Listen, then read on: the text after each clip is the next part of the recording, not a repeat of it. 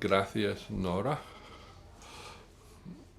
Yo soy Chiara Sigeli de la OBCT, que es un think tank que trabaja en la libertad de la prensa. Como hemos escuchado toda esta sesión, la propiedad de los medios es importante no solo por su grado de concentración, sino por su grado de transparencia también. En la investigación realizada por el MPM, el monitoreo de la pluralidad de los medios, este es el obstáculo más importante para luchar, para vencer, para obtener acceso a la información para las entidades vigilantes de la libertad de la prensa. Tengo hoy el honor de presentar esta mesa con unos periodistas que trabajan en proyectos muy innovadores, más interesantes en Europa para investigar y trazar la propiedad de los medios en Europa. Así que vamos a empezar con Olaf Steinfeld, de Periodistas Sin Fronteras, que nos va a presentar al Media Ownership Monitor, que es una herramienta para identificar quiénes están detrás de los medios. Y luego escucharemos a Marius Dragomir de la Universidad del Centro Europa en Budapest. Su equipo ahí va a estar desarrollando una red para visualizar y seguir los cambios de propiedad en los medios en Hungría, pero espera que se pueda aplicar a otros países también. Y luego escucharemos a Mary Fitzgerald de Open Democracy, que acaba de lanzar un proyecto denominado Open Media, medios abiertos, que quiere cambiar el enfoque sobre la interferencia comercial en periodismo. Y finalmente escucharemos a Dr. Adolfo Antón Bravo del Laboratorio Media Lab Prado aquí en Madrid, que compartirá sus consideraciones acerca de la situación en España y lo que se puede hacer en los periodismos de los datos en este campo. No está funcionando el micrófono.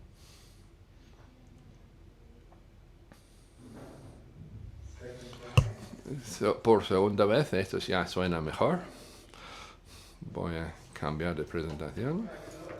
Buenos días a todo el mundo. Muchas gracias a los organizadores por invitarme y un tributo a mi colega y a la presidente Alfonso Armada, el presidente de la sección española de Periodistas Sin Fronteras. Muchas gracias por acompañarnos aquí hoy. Evidentemente es inútil presentar Periodistas Sin Fronteras. Todo el mundo tendrá una idea de quiénes somos y qué hacemos, supongo, a través de nuestro índice de libertad de prensa, que es algo que publicamos cada año. Y este índice ilustra las amenazas que enfrentan los periodistas en todo el mundo. Normalmente son amenazas legales y físicas. Se pueden encarcelar a los periodistas, se pueden lesionar y se pueden matar. Pero a través de este trabajo en el Press Freedom Index, el PFI, reconocemos una amenaza adicional que no resulta tan visible como las amenazas directas y físicas, pero es una amenaza cada vez más significativa y relevante para el trabajo de los periodistas, y es la presión económica que inhibe mucho el trabajo de los periodistas. Y esto fue el inicio realmente del proyecto Media Ownership Monitor, el monitoreo de la propiedad de los medios, que iniciamos en 2015, que busca el entorno de los periódicos en Europa. Dentro de nuestra organización hay un tipo de cambio de paradigmas para Periodistas Sin Fronteras, porque mantener la independencia del periodismo necesita un paisaje mediático sano, saludable. Y si los negocios fracasan, es casi imposible mantener la independencia del periodismo. Y esto tiene que ver con la propiedad, como ya se ha escuchado antes, y es el tema central de la jornada de hoy.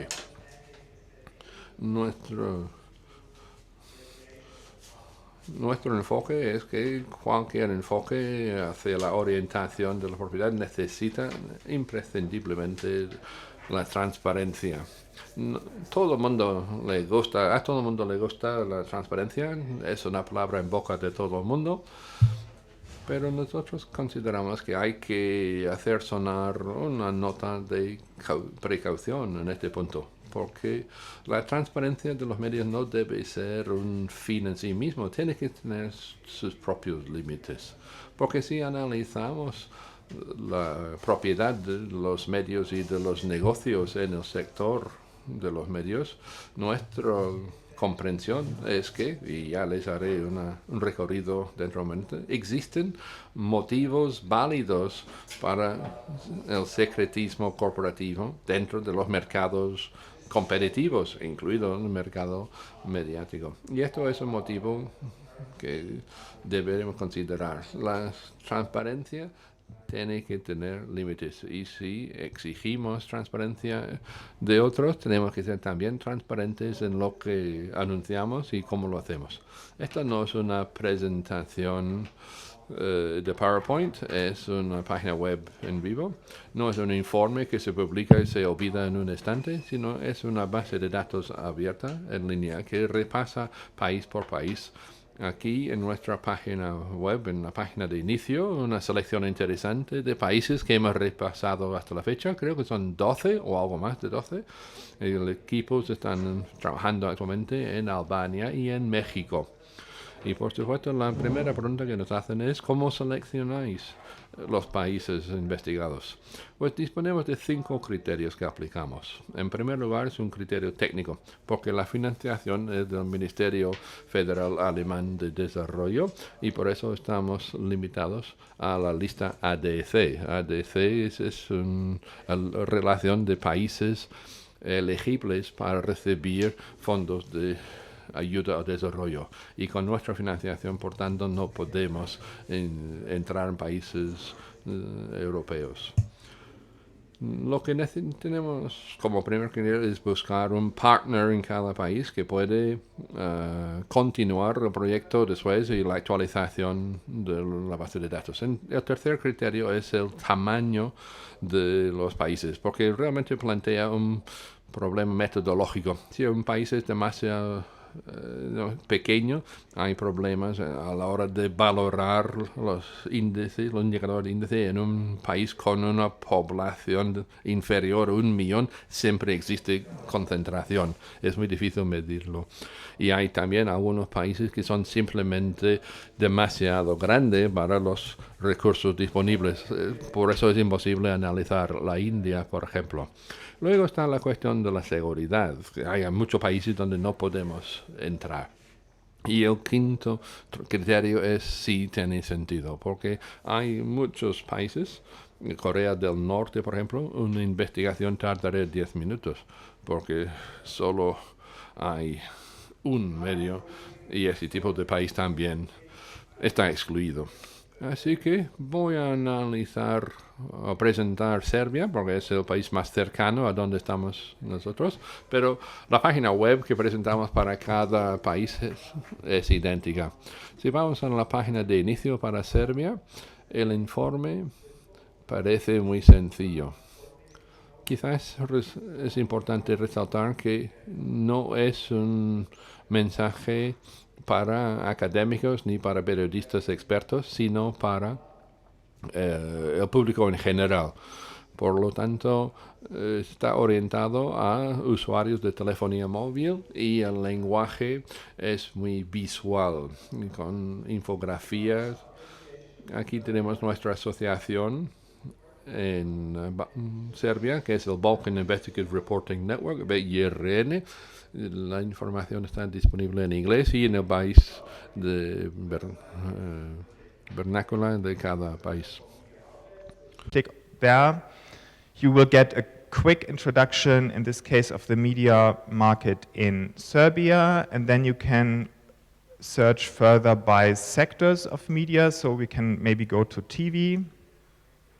Again, a quick overview on the TV market in Serbia, and then you have basically the 10. En Serbia Y aquí tenemos los 10 emisores, las cadenas más importantes en cada país. Suelen hacer de 40 a 50 en cada país, con el bien entendido de que con ese número representamos casi el 90 o el 95% del mercado. Aquí se puede pinchar en cualquiera para obtener el perfil, en este caso de Pink TV, y para saber de qué va cada emisora y su propiedad, tanto su estructura cooperativa y también los datos adicionales y las fuentes de donde los hemos obtenido. Como todo está interrelacionado, se puede obtener el perfil de los propietarios y los intereses que tienen a nivel corporativo y en distintos medios que sean propiedad de ese individuo y otros negocios relacionados con su familia y con sus amigos. Cualquier cosa que logremos averiguar en este sentido. Así que esta es la búsqueda por medios, pero también se puede hacer la búsqueda desde otro lado, buscando por empresas o propietarios individuales, lo que da una especie de who is who de cada país, de los magnates más importantes y poderosos en cuanto a los medios de comunicación en cada país. Así es como funciona la base de datos. Y luego está la parte narrativa, que da un capítulo de contexto donde exponemos brevemente el entorno en el que están operando los medios en un país. Por ejemplo, hay una valoración legal que encargamos, pero intentamos presentar ese informe de manera fácilmente inteligible para cualquier ciudadano. Y como he dicho, se puede cambiar de idioma y obtener la información en el país local. En este caso, Serbia. Luego el segundo capítulo recoge los hallazgos, los conflictos que hay. Y los colores no coinciden con el MPM que se presentó esta mañana. Nosotros utilizamos no solo los mismos colores, sino también las mismas metodologías en cuanto a la evaluación de riesgos para la pluralidad de los medios, la pluralidad informativa, y se puede pinchar en cada una de esas burbujas y obtener información detallada de cómo se ha calculado cada uno de los indicadores y cómo llegamos a llegar a estos colores de nivel de riesgo. Y luego hay otra serie de artículos. Es parecido a una revista de temas relacionados con este país. Así hemos visto que en Serbia el inversor más importante en el mercado publicitario es el Estado y muchos conflictos de interés, como se pueden imaginar. Así que las infografías funcionan muy bien en las redes sociales y al final de todo, muy importante incluir las fuentes utilizadas. Así que estas es como funciona el Media Ownership Monitor, el MOM. Vamos a incorporar 6 países más, incluida Alemania, no con financiación alemana, sino con otro donante independiente. Y a lo mejor dejo de hablar sobre esto y tendremos una oportunidad para comentarlo más adelante.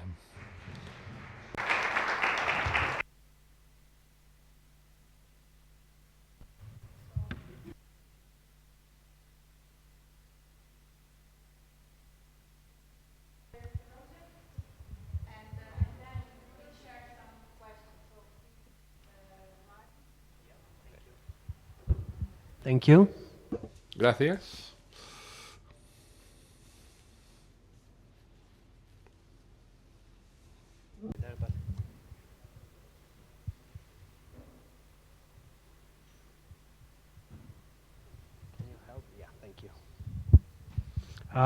Good afternoon. My name is Mario Dragomir, and Buenas tardes. Yo me llamo Marius Dragomir y soy el jefe del Centro para Medios, Datos y Sociedad, CMDS, en un centro de investigación de la Universidad de Centro Europea con sede en Budapest.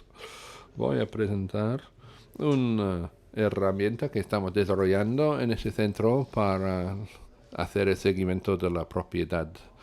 Pero mientras lo preparan, voy a dar un poco de contexto. Investigamos en nuestro proyecto los medios de comunicación y un anuncio interesante. Lanzamos nuestro proyecto principal la semana pasada, la matriz de influencias de medios, Media Influence Matrix, MIM, que se ha desarrollado en diferentes centros de investigación periodística para establecer los vínculos entre las empresas de tecnología y las empresas que financian los medios de comunicación. Dentro de esto, esta no es mi presentación.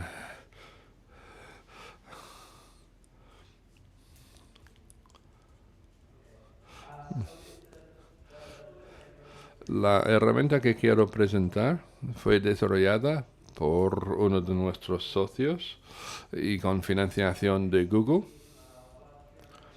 Lo que queríamos hacer aquí era aumentar nuestra sofisticación para seguir la propiedad y no solo trazar los números. Y creo que tenemos un caso muy particular en el caso de Hungría, que es un país que ya conocen ustedes muy bien. ¿Cuál es el problema con la propiedad de los medios en Hungría? Cuando entró en el gobierno la coalición actual, en 2010, hubo una nueva ley de comunicación que limitaba la propiedad cruzada para evitar la concentración basada en cuota de mercado. Fueron unas disposiciones muy buenas, pero los actores en Hungría parecían cumplir con esas disposiciones y esas limitaciones sobre la propiedad, y hubo obligación de desvelar la propiedad hasta el primer nivel. Por supuesto, hay que entender que hay un problema con el último beneficiario, el último titular, pero era un buen paso inicial.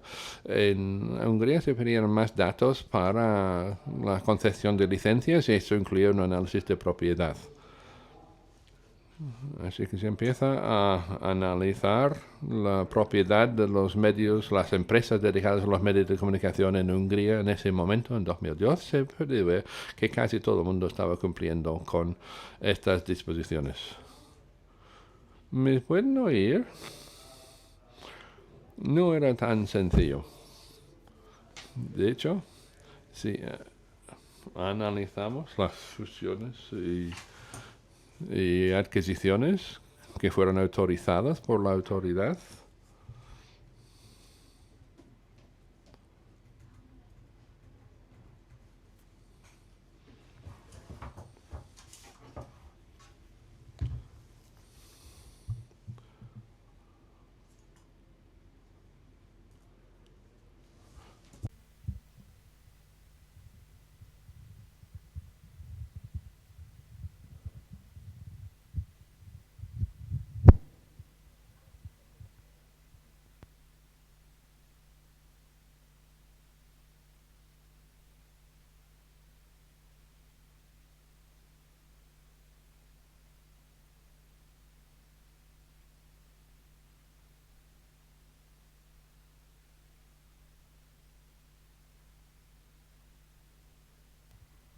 Okay.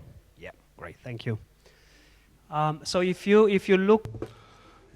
por lo tanto, si analizamos el número de fusiones y adquisiciones analizadas por las autoridades de competencia en Hungría, en algunos casos se aprobaron rápidamente, en otros tardaron varios años, especialmente las fusiones muy grandes que planteaban más riesgo, más amenazas a la concentración, se aprobaron antes que otras.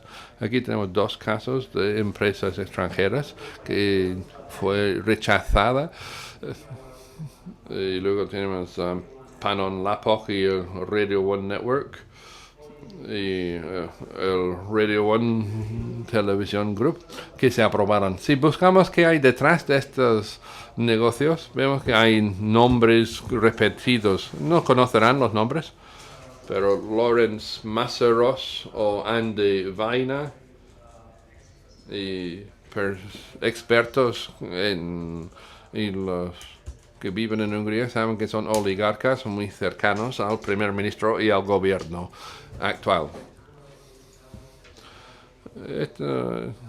Son proyectos que involucraron a personas cercanas al gobierno, fueron aprobados inmediatamente. Lo queríamos estudiar y si consideramos el número de títulos en los medios impresos, más de 500 títulos hemos mapeado en este proyecto, se encuentran cercanos al gobierno. Así que, ¿qué es lo que está ocurriendo? Nuestra conclusión fue que cuando los proyectos de monitorización de la propiedad de los mineros no llegan a pasar detrás de los números iniciales. Y hay una especie de concentración ideológica que no puede impedir la regulación oficial. Y las limitaciones sobre la propiedad no, ni mucho menos, garantizan el pluralismo. Así que, ¿cuál es nuestra propuesta? El proyecto que hacemos actualmente analiza propiedad de diferentes aspectos. Considera la cuota de mercado en cuanto a ingresos y añadimos también su cuota de beneficios. Y otra novedad que aplica un análisis más cualitativo del mercado es la inclusión de elementos como un prisma político, si es a la izquierda o a la derecha, si son independientes del gobierno o muy cercanamente aliadas con el gobierno, y luego si es una empresa local, si funcionan en Budapest capital o si funcionan a nivel local en zonas rurales. Y también analiza la nacionalidad de los propietarios, si son húngaros o extranjeros. No voy a profundizar en el detalle de la solución. Queremos empezar a publicar en abril, aunque los resultados definitivos no estarán disponibles hasta junio. La herramienta la estamos montando con la colaboración de expertos de Hungría y la empresa que tiene acceso a estos datos dará una herramienta de visualización en red que dará una visión fácilmente inteligible de conjunto sobre la concentración en Hungría, basada en 4 elementos. La empresa, sus intereses financieros, el grupo de interés y la audiencia. Necesitaríamos más financiación para analizar audiencias. Esto sería un proyecto adicional, así que analizamos los otros 3 grupos. Esta pantalla es muy aburrida, es una hoja Excel, pero es importante resaltar que obtenemos información acerca de las 100 empresas de medios más importantes de Hungría. Son muchas más, pero estas 100 empresas en conjunto representan en conjunto el 92% del mercado total. No se puede mapear todo, pero esta muestra es muy importante y muy relevante. Otra cosa importante de este proyecto es que recoge datos desde 1999, así que casi 1989, casi 30 años de datos. Este es el diseño de la matriz, así es como desarrollamos cada una de las nubes. Se están desarrollando a veces el código a mano. Los lectores pueden entrar y hacer clic en diferentes sitios para buscar empresas de acuerdo con la propiedad local, nacional e internacional, los flujos de ingresos y de beneficios, etc. Así que básicamente esta es la herramienta. Solo quiero cerrar con 3 comentarios finales.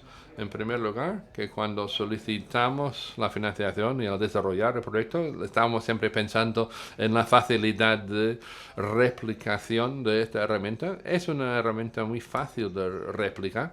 Es necesario, o sea, es más fácil tener esta herramienta si disponen ya de datos discretos. Si no se tienen a mano, hay que recopilar los datos y eso cambia dramáticamente el tipo de proyecto. También consideramos que es una visión más sofisticada de la propiedad, porque busca desvelar información y detalles acerca de las tendencias políticas de diferentes empresas. Y otro aspecto importante desde la perspectiva técnica es que una vez elaborada, por supuesto, si lo hacemos con una plataforma con acceso a los datos de las empresas, entonces esta herramienta se actualiza de forma automática, es decir, se actualiza sola si está conectada a las fuentes de información o a los registros públicos. Y en tercer y último lugar, porque es importante, quizás no tanto ahora en el contexto local, pero sí en el contexto de las políticas nacionales, podrán convertirse en una herramienta de políticas muy importante en cuanto a legislación y políticas asociadas con la propiedad de los medios de comunicación. Muchas gracias.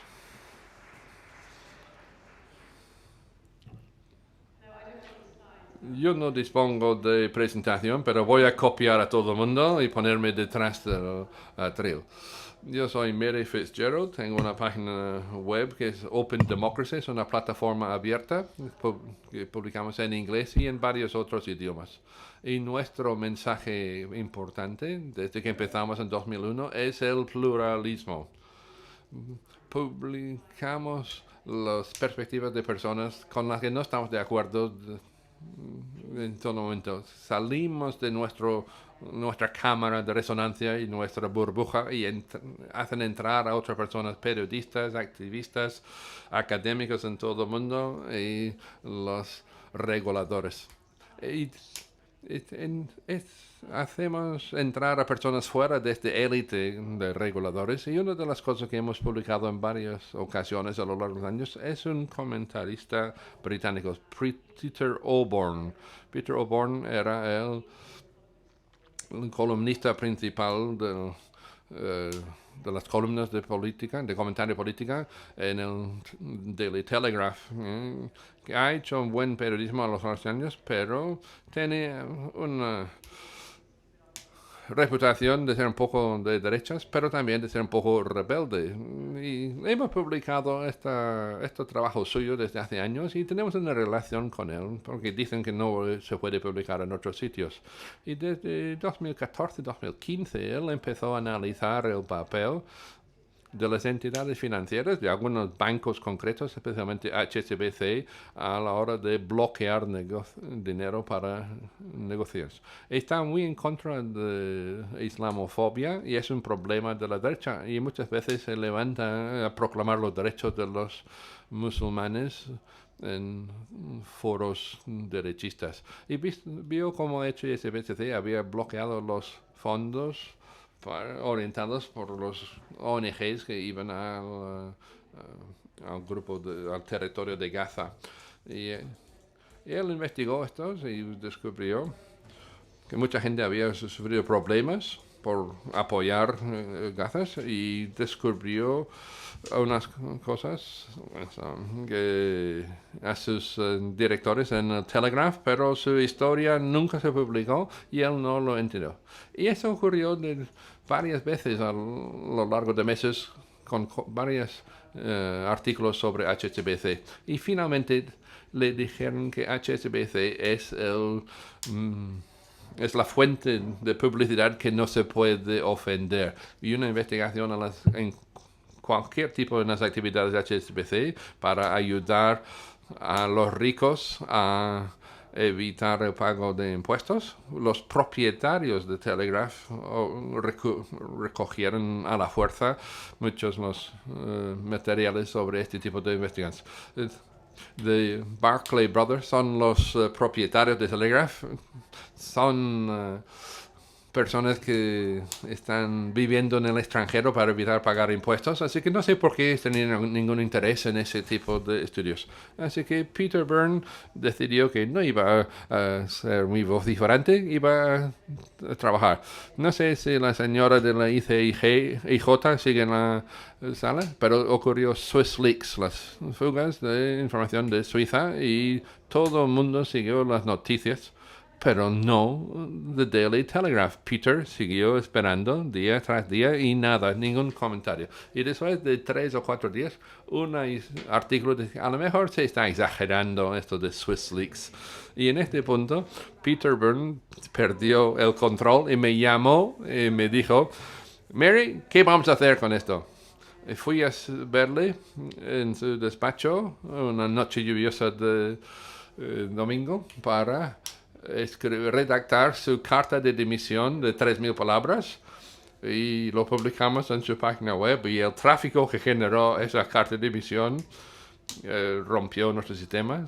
Alguien como Jane Rosen en la Universidad de Nueva York habló de que lo más importante que ha ocurrido en periodismo desde hace años, y tenía fuentes muy bien seguras, y habló también de las relaciones del Daily Telegraph con otros socios comerciales. Lovely Puppies habla del supermercado Tesco, y hay información bastante cuestionable sobre China, al mismo tiempo que había un suplemento con financiación del gobierno chino. Peter habló de todo eso, y en 2015 eso causó un terremoto. Y como consecuencia, muchos otros periodistas vinieron a mí para decir que esto ocurre también donde trabajo yo. A un amigo mío, eso se parece al phone hacking, ese ruido que hay en el fondo durante mi vida profesional, y nunca lo he analizado. Queríamos seguir publicando sobre esto, todas estas acusaciones que nos indicaban, pero a diferencia de Peter, que cobra mucho y tiene mucho prestigio, la mayoría de los periodistas que hablaban con nosotros no querían denunciar a su empresario, nunca trabajarían y no tenían esa libertad de acción. Teníamos este problema, ¿cómo podemos contar estas historias y cómo podemos contarlas de forma responsable? Y no solo atacar a una industria que está sufriendo mucho. Y como sabemos, ya no hay un modelo de ingreso que funciona de forma escalable. Así que analizando esto, observé, después de publicar los artículos sobre HSBC, algunos académicos bajo el liderazgo de Martin Moore en King's College London, en la Universidad de Londres, analizaron las alegaciones de Peter con su software de monitorizar los medios, y pudieron verificar los hechos declarados por Peter. Ha habido muy pocos artículos negativos acerca de HSBC en este plazo de tiempo, y pudieron analizar toda la información en la página web y demostrar de forma empírica que esa afirmación era correcta comparada con otros competidores importantes del Daily Telegraph. Es decir, sus análisis aportó un volumen de datos que apoyaron las alegaciones de Peter. Pero no podríamos utilizar esa misma herramienta para los otros periodistas, y ellos no ponen en riesgo su modus vivendi, y nosotros sí podemos seguir publicando el artículo. Así que la respuesta de Martin en la Universidad de London era que sí, se puede utilizar. Así que empezamos a hablar con el índice sobre la censura, Index for Censorship. No he visto a Ricardo, ahí estás, ¿vale? Y hemos empezado a pensar en cómo podríamos escalar esta iniciativa. Y lo que ocurrió a continuación es que desarrollamos este proyecto Open Media, que investiga la interferencia comercial en los medios de comunicación. Con esto quiero decir que cuando los grupos de interés aprovechan su dinero para silenciar a los periodistas o para sesgar los resultados periodistas para obtener cobertura resultada no anunciada como tal. Y por supuesto tenemos periodistas en 47 países en toda Europa para saber en qué manera se está haciendo. Hemos obtenido muchas respuestas, centenares de respuestas, y quiero invitar a todos ustedes que participen en esta encuesta, si están de acuerdo. Y los hallazgos iniciales es que el contenido sponsorizado, patrocinado, pero a publicidad no indicada, por cobertura positiva de los intereses económicos sin anunciar, y interferencia de propietarios en el contenido de los artículos. No será una sorpresa, pero es algo que no se informa. Pero queremos identificar lo que va bien y no solo lo que va mal. No queremos matar a los periodistas y llamarles todos corruptos. No, eso no sería útil. Es una industria que necesita recuperarse, y yo como periodista, si hablan con cualquier colega, ¿cuál es el artículo que más le da? Es una fuente de orgullo? Es un artículo que logró cambiar algo. A lo mejor soy ingenua, pero yo creo que la mayoría de los periodistas saben cuál es el interés público y quieren redactar artículos que hablan del interés público, pero son limitados, son constreñidos por las presiones de la industria en la que trabajamos nosotros. ¿Por qué no poner esa presunción de integridad en el centro del proyecto? ¿Por qué no hacemos un proyecto no acerca de la falta de transparencia, sino promover las soluciones, abogar por cómo se puede hacer las cosas de otra manera, para inspirar a los periodistas y a los lectores a hacer las cosas de otra manera? Así que mi colega Martin, que ha inventado este software inteligente para monitorizar los medios, está buscando ahora una mini app para ayudar a las comunidades para identificar lo que ellos creen que es un contenido sesgado, que no está identificado. Puede ser un contenido patrocinado oculto, así que involucramos a los lectores para identificar contenidos no adecuadamente identificados. Y a través de esta herramienta se genera una demanda para transparencia, y los medios y sus propietarios tienen que escuchar esa demanda. Martin está buscando otras innovaciones en este espacio. Hay otros donde los periodistas declaran todas sus fuentes de ingresos, y esto sería muy interesante si se puede escalar. Y hay otras cosas que estamos haciendo para promover la transparencia sobre las fuentes y la transparencia acerca de la información. Va a ser siempre un beneficio neto para cualquier marca y para cualquier negocio.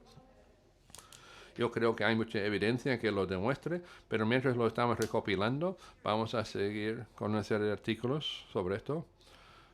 Habrá un par de artículos adicionales en las próximas semanas, así que atentos a nuestra página web. Pero a través de este proyecto queremos plantear un argumento positivo para modificar, para cambiar y aumentar la confianza entre los periodistas, los lectores y los medios y sus propietarios. Así que ese es el resumen.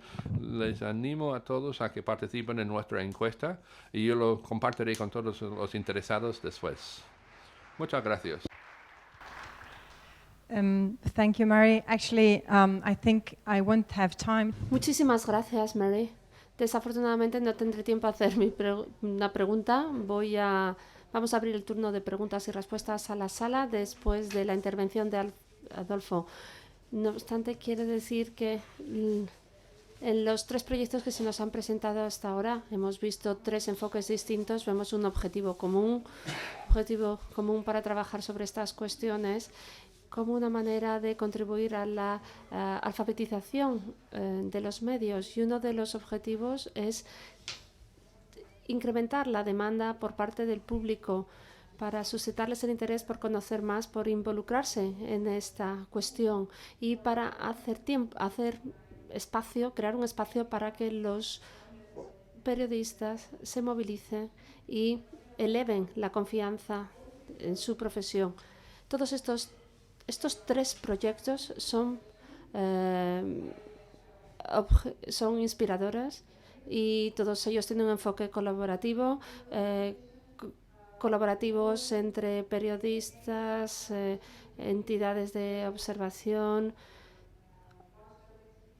como digo, colaboración entre las universidades, entre los periodistas, entre las asociaciones watchdogs.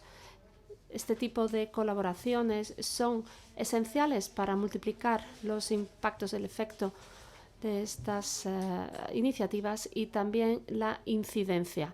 La incidencia es un elemento tremendamente importante para comprender, conocer el avance, la evolución de estos proyectos, de manera que todas las partes interesadas las puedan utilizar, se puedan beneficiar de ellas, y a partir de ahí demandar más legislación y siempre involucrando a los ciudadanos, al público, a los lectores.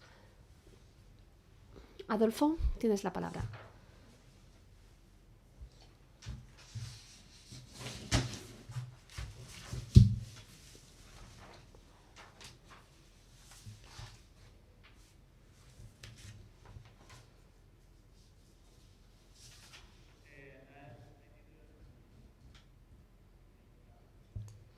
Bien, en realidad no traigo una presentación en PowerPoint conmigo, simplemente traigo unas notas que leeré. Bien, me presento. Soy Adolfo Antón de Data Lab, es el laboratorio de Media Lab Prado, y nosotros desde Media Lab organizamos dos talleres sobre datos, uno sobre datos periodísticos y el otro taller sobre visualización de datos.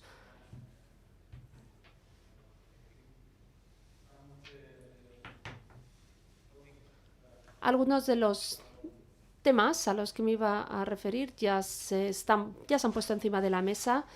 Son cuestiones de importancia para todos nosotros. En este sentido, me gustaría compartir con ustedes ejemplos de colaboración entre las universidades, los periodistas, los ciudadanos,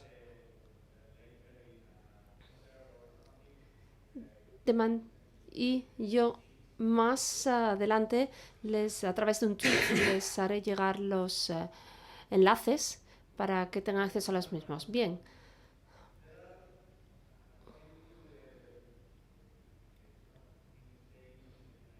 Tal y como se ha dicho hoy aquí,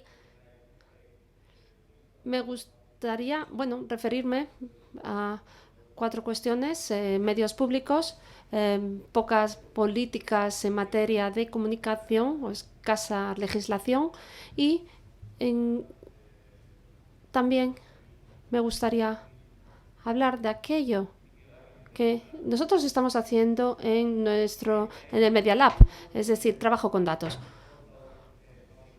No voy a hablar de los medios públicos, en tanto que algunos de vosotros habéis hecho una presentación en este sentido, habéis hablado de la necesidad que los entes públicos de comunicación apliquen y cumplan con más legislación, más normativa, más reglamentación.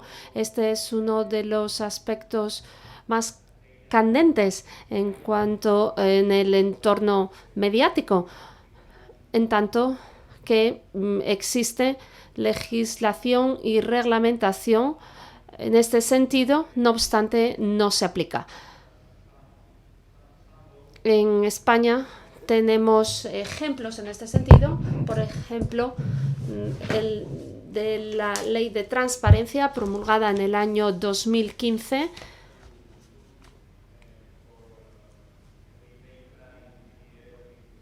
donde nosotros tenemos datos en PDF, en imágenes,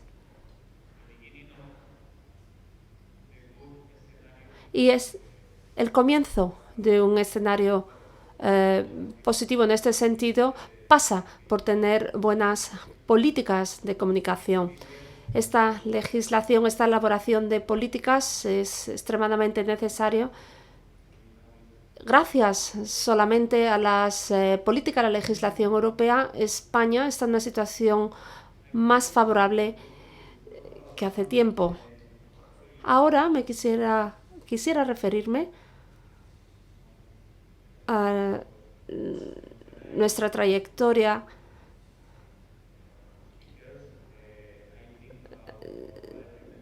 Después de haber escuchado a los otros panelistas, siempre me he acordado del informe McBride. Yo estudié en la Escuela de Ciencias de la Información, o Gender Setting, o la teoría del cuarto poder.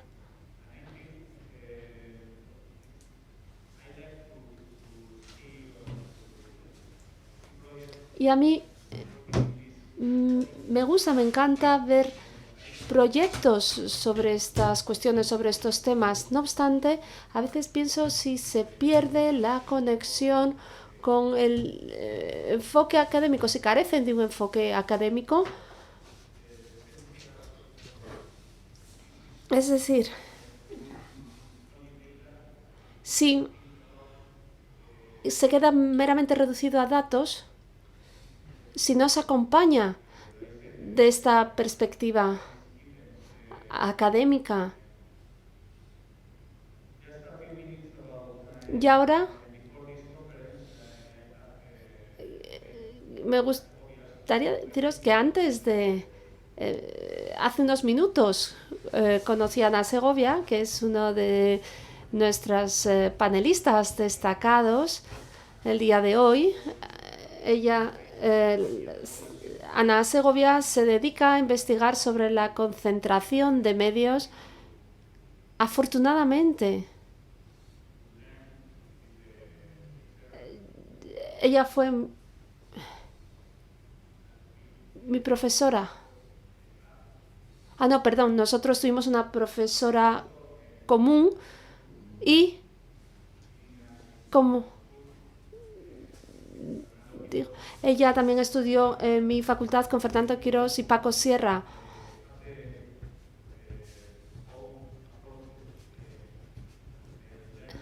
Es decir, tenemos los dos enfoques, el enfoque de aprender haciendo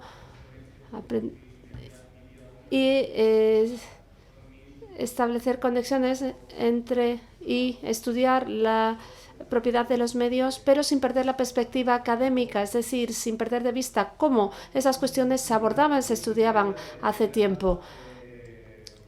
En relación con las actividades de Media Lab, del Data Lab, me gustaría en ese sentido señalar la vinculación de datos linkados.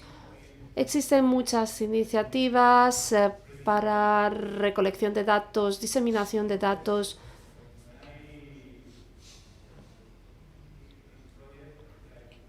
Y todos estos proyectos en este sentido me llevan a pensar, bien, esto es como un informe y a partir de ahí, ¿qué hago con ese informe? ¿Puedo reutilizar esos datos? ¿Puedo compartirlos con otras personas, con otras fuentes? ¿Cuál es la fuente de esos datos? Es decir, los datos linkados nos ofrecen todo esto. No obstante, nos encontramos que estos datos no son suficientemente, no se diseminan suficientemente, no se comparten suficientemente. Tenemos ejemplos, BBC, Guardian, New York Times, que nos dicen que tenemos que tener en cuenta y cuidar mucho nuestros datos, no solo en términos de visualización, sino también en términos de cómo se acaba reutilizando esto. Y también, en último lugar, me gustaría hacer referencia al trabajo de Simon Rogers de The Guardian y una de sus charlas en TED, donde señaló que los datos del periodismo están basados en 3 fuentes de datos. Fuentes de datos abiertos son el nuevo punk, es decir, donde tenemos esas distintas fuentes de datos que podemos mezclar y a partir de ahí generar, crear, construir algo nuevo, distinto, más rápido, un nuevo enfoque de esos datos que acaban siendo tabulados o linkados. Bueno, y eso es todo por mi parte. Muchas gracias por vuestra atención. Thank you, Adolfo Anton. Actually, Muchísimas gracias, Adolfo. Antón, tengo una serie de preguntas, pero en primer lugar me gustaría darles la palabra bien a nuestros panelistas o incluso antes de eso, si estáis de acuerdo, abriríamos el turno de preguntas y respuestas a nuestra sala. Sí, primero preguntas y respuestas de la sala.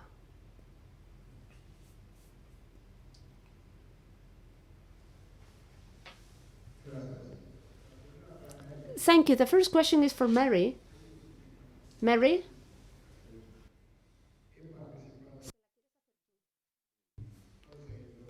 De vuestra web. Ahora, now,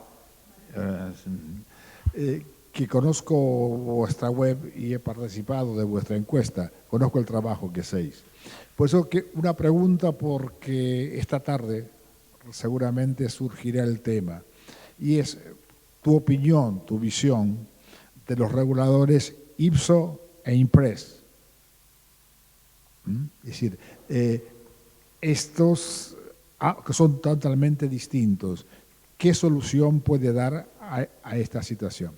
Y ya aprovecho y para Fernando, es decir, cuando hablamos de la academia y que falta algo después de la información, de los datos, es que la academia tampoco hace un uso de proyecto político de esos datos. Todos estos trabajos quedan en un algo, en una nube, en la cloud, si no hay luego un proyecto político detrás que lleve esto adelante, como en el caso de Inglaterra. Sin un informe Levinson, nada hubiera pasado. Yeah. Thank you very much for asking. I actually changed. Muchas gracias.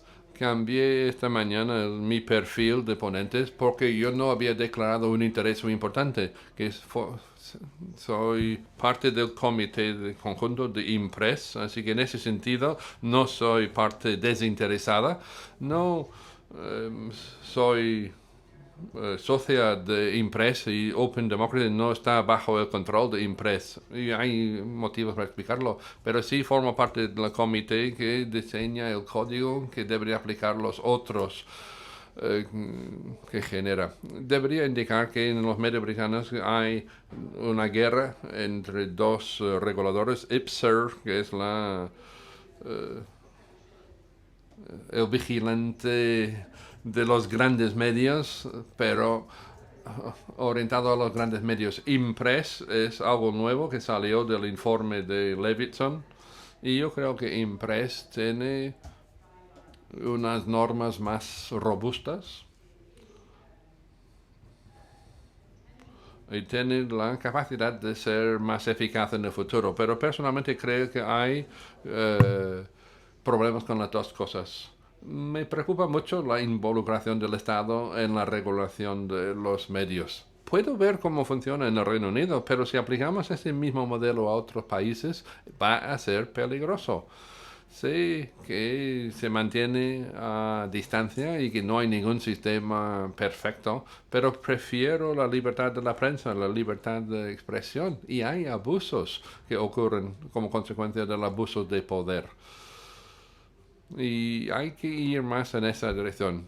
Tengo un conflicto personal acerca de esta cuestión de la involucración de los estados en este tipo de regulación, donde nos sentamos. Todavía no tenemos un sistema perfecto, pero me apunté al comité de código de Impress porque me parecía un reto magnífico para desarrollar redactar un nuevo código para regular los medios. Y lo interesante de Impress también, porque los grandes medios están con Ipsos, pero otros están en Impress a través de los o trae más los medios locales y comunitarios.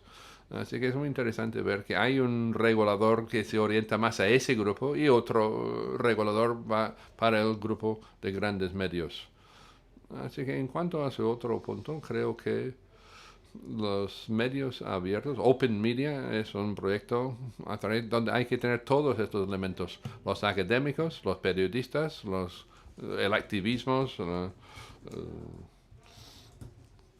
¿Y estamos en contra?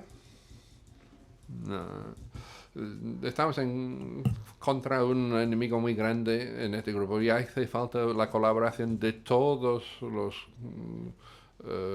expertos en todos los campos. La comunicación es muy importante para maximizar la abogacía a favor de este proyecto. La comunicación de nuestros hallazgos es importante, ser claros. Conseguir una comunicación viral de los datos que tenemos. Si no, las cosas se quedan todo en esta sala. Solo disponemos de 5 minutos para el debate. No sé si puedo pedir una pregunta para ti y quizás podremos tener otra pregunta después. Que no quiero parecer que soy el representante de la academia, todo lo contrario, ¿no? El Data Lab no es de la academia, precisamente nos consideramos o nos anunciamos como laboratorio ciudadano, en el sentido de que cualquier persona ciudadana que pasa por aquí por Madrid puede participar de las actividades que realizamos en Media Lab. Lo que pasa es que, bueno, oyendo hoy algunas de las intervenciones, que no todas, me parecía que como que hay cosas que no sé, que he estudiado y que parece que solo están en la academia, ¿no? No están en ninguna otra parte. No sé, sí que veo sobre pues, modelos de negocio, o sobre nuevos tipos de periodismo, sobre pues leyes, pero todo eso que no sé que estudiamos, los que hicimos periodismo, tenía que servir para algo, ¿no? No solo para que ni se estudie y se olvide, ni esté en el ámbito académico, ¿no? Tendría que ser mainstream, tendría que ser público. Por eso ponía el acento ahí, no porque me habría gustado poner acento más en otros proyectos, ¿no? También he vivido iniciativas de información alternativa que lidiaron con esto, ¿no? Y también creo que hay que poner el acento en la alfabetización tecnológica.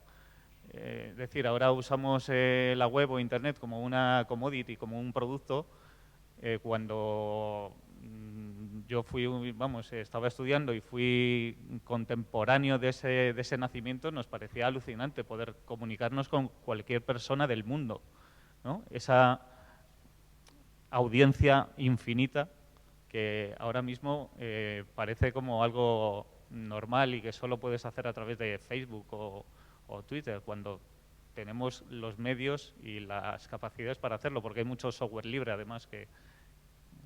Bueno. I see that there is one question there, and Nora, do we have... Tenemos un par de manos levantadas. Yo tengo no tanto una pregunta, soy un comentario. Soy editor de Bulgaria y puedo indicar que en los últimos años hemos visto una presión cada vez mayor de los anunciantes sobre contenido editorial. Y un motivo que explica eso es la debilidad financiera de los medios, de los periódicos en especial y de los medios en general. Es muy difícil para los editores seguir diciendo que no a la inclusión de esos, porque seguimos diciendo que no, es que otra persona va a rellenar ese desfase en el presupuesto de aquellas empresas que tienen pérdidas. Y eso aumenta la capacidad de negociación de los anunciantes y lo están aprovechando cada vez más. Incluso bancos internacionales, organizaciones comerciales muy grandes, y la presión es muy fuerte. En Europa del Este tenemos también presión política, que es un problema mayor, pero la presión de los anunciantes también es algo a tener en cuenta.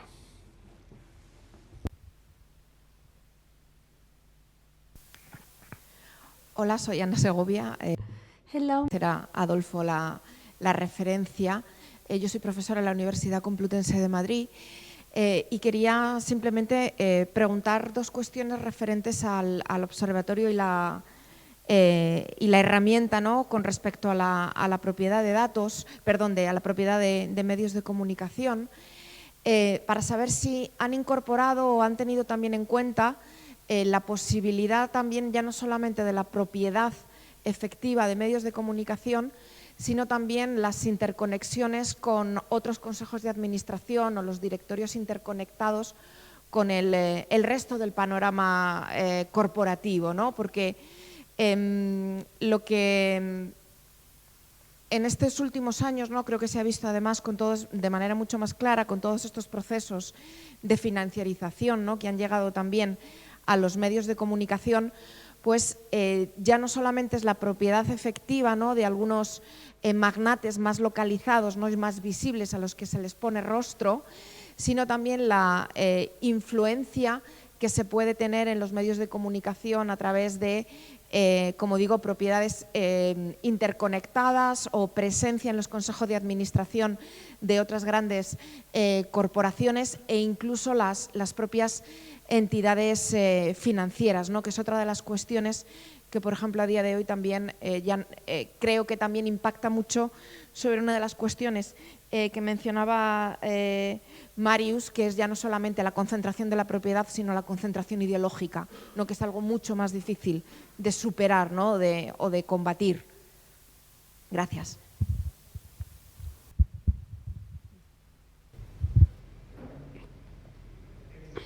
Bien, sí, responder a esa pregunta. El proyecto que yo presenté, nuestro proyecto, vamos todo lo lejos que podemos a la hora de conocer el sesgo ideológico, y estoy totalmente de acuerdo en que es necesario trabajar más en este sentido. Nosotros tenemos otro proyecto que, aunque este no sea el foro adecuado, voy a mencionar el nombre. Es un proyecto por país donde nosotros intentamos hacer esta conexión que se acaba de mencionar aquí. Nosotros en este caso, en ese proyecto, valoraremos tres cuestiones. El área de políticas de reglamentación, es decir, conocer las personas, los tomadores de decisiones, reglamentando los medios, después los financiadores de los medios, los grupos de propietarios de publicistas, en ocasiones hay organizaciones filantrópicas, y después la importancia de las empresas que distribuyen los medios. Es decir, nosotros estamos intentando conectar este nivel de propiedad con las distintas personas, los distintos actores involucrados en los distintos momentos del juego o en este juego.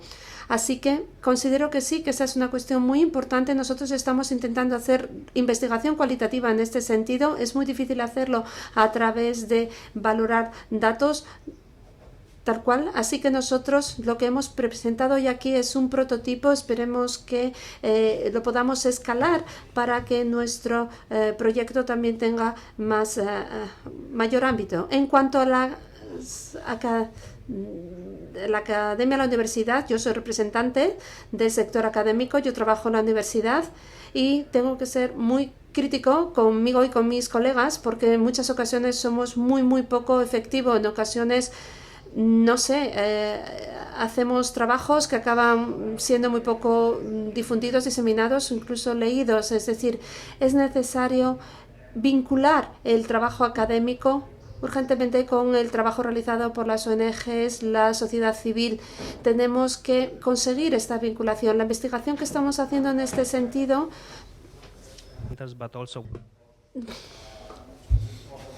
nosotros colaboramos con muchísimas ONG, con muchas redes de ONGs y con mucho periodismo de investigación. También quiero destacar el último punto sobre nuestro proyecto. Es una herramienta de visualización que nos permite ver quién es el propietario de los medios, dónde está la línea de poder, dónde está la división de poder, y también esta herramienta es importante en tanto que tiene una implicación política. Son herramientas tremendamente importantes en tanto en cuanto tengan un impacto en la vida real y consigan cambiar las políticas y la legislación existente. Sí, bien, retomando el último punto, en nuestro proyecto nosotros definimos la concentración de acuerdo con 4 dimensiones. En la prensa escrita, medios, televisión, 2, la propiedad de los medios, y estas dimensiones tienen que ver con la cadena de valor, la concentración dentro de la misma, teniendo en cuenta las redes de distribución, las firmas de producción y también las empresas de publicidad, etcétera. Y en la cuarta dimensión, el cuarto dominio, es otros intereses, es decir, otros intereses del sector. Turquía es un ejemplo muy interesante, en tanto que no existe ninguna excepción en cuanto a los medios de comunicación en manos de operadores o propietarios privados. Todos ellos son públicos. Si tu cliente principal es otro, no necesita haber una censura activa. Es decir, porque los intereses económicos están fuertemente concentrados. El segundo ejemplo es de Colombia, donde existe un caso donde existe un magnate de los medios que domina las 2/3 partes del mercado, incluyendo también las bebidas y la cerveza, lo cual quiere decir que su publicidad solamente exhibe publicidad de sus refrescos y cervezas. Es decir, no permite a los publicistas de Colombia estar en sus plataformas. Y cuando estamos hablando de la incidencia política, la concentración de los medios también afecta negativamente a la competencia de otros sectores y a la economía en general.